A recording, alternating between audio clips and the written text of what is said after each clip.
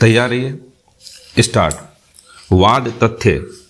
अतिरिक्त सत्र न्यायाधीश परिवार न्यायाधीश हैदराबाद ने अपीलार्थी की दंड प्रक्रिया संहिता की धारा 125 के अंतर्गत प्रस्तुत भरण पोषण आवेदन को आदेश दिनांक 7/8/2017 के द्वारा इस आधार पर अस्वीकार कर दिया था कि अपीलार्थी का प्रत्युत्तर दाता के साथ किया गया विवाह शून्य था, क्योंकि अपीलार्थी ने प्रत्युत्तर दाता संख्या 1 से विवाह उस समय किया था जब उसके प्रथम विवाह के विवाह विच्छेद की अज्ञप्ति के विरुद्ध अपील लंबित थी। स्टॉप।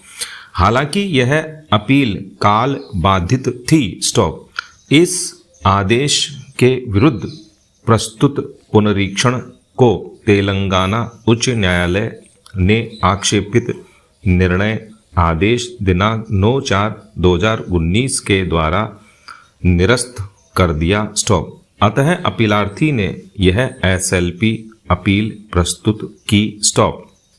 अपीलार्थी का पहला विवाह एक अरविंद चैनजी के साथ 11/9/1989 को या इसके लगभग हुआ था और यह विवाह परिवार न्यायाधीश की अज्ञप्ति दिनांक 26/9/2005 के द्वारा भंग करके विवाह विच्छेद की अज्ञप्ति पारित की गई थी। स्टॉप।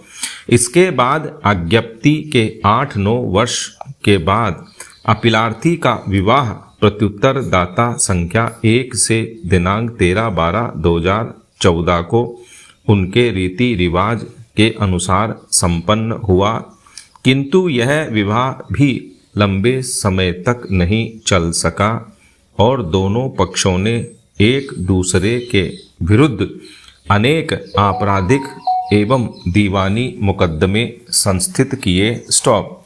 इसी दौरान अपीलार्थी ने दंड प्रक्रिया संहिता की धारा 125 के अंतर्गत भरण पोषण के लिए आवेदन प्रस्तुत किया। स्टॉप। पैरा। उच्चतम न्यायालय के समक्ष मुख्य विचारणीय प्रश्न था कि क्या अवर न्यायालय अपीलार्थी के आवेदन को इस आधार पर अस्वीकार करने में न्यायोचित थे कि अपीलार्थी और प्रत्युत्तर दाता संख्या 1 के बीच संपन्न विवाह एक शून्यता थी, क्योंकि उसने अपने प्रथम विवाह की विवाह विच्छेद की अज्ञप्ति के विरुद्ध प्रस्तुत अपील के लंबित रहने के दौरान यह विवाह किया था, भले ही यह अपील काल वर्जित थी, जबकि अज्ञप्ति पर कोई स्थगन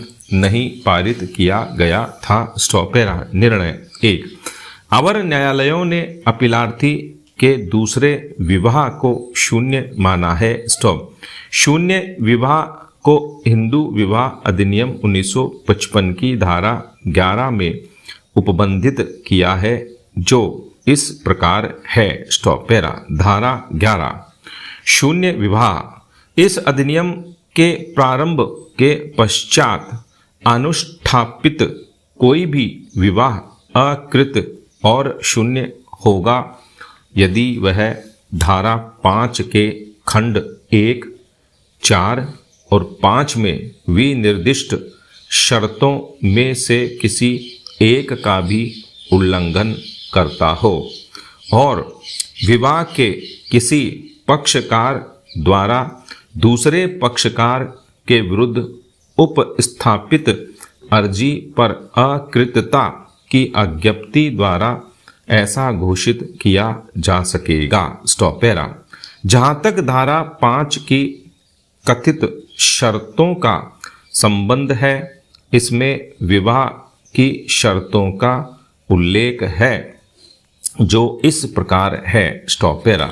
धारा 5 विवाह की शर्तें 2 हिंदुओं के बीच विवाह अनुष्ठापित किया जा सकेगा यदि निम्नलिखित शर्तें पूरी हो जाएं, अर्थात पैरा 1. विवाह के समय दोनों पक्षकारों में से न तो वर की कोई जीवित पत्नी हो और न वधू का कोई जीवित पति हो। Stop para. 2.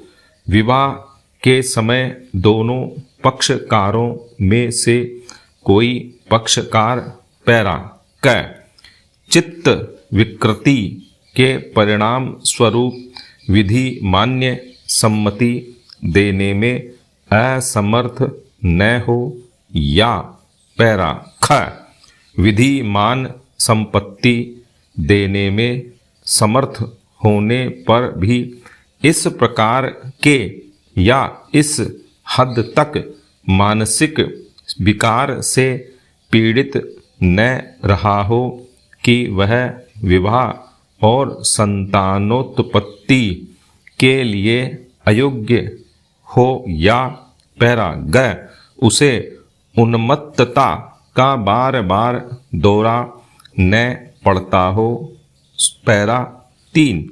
विवाह के समय वर ने 21 वर्ष और वधू ने 18 वर्ष की आयु पूरी कर ली हो। स्टॉप।